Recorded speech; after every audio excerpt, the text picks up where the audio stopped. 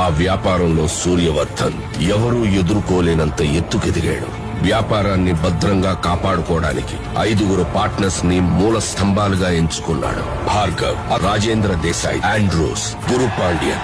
సూర్యవర్ధన్ కున్న అతి పెద్ద బలం అతని తమ్ముడు అధీర. అతని సామర్థ్యంతో కట్టిన ఈ కోటకి సూర్యవర్ధన్ కొడుకు గరుడ చేయి తోడైంది. వారిద్దరి సారథ్యంలో KGF ఎవ్వరూ ఊహించలేనంత భద్రతలో ఉంది. యుద్ధంలో 3వ వాడి అడుగుపడి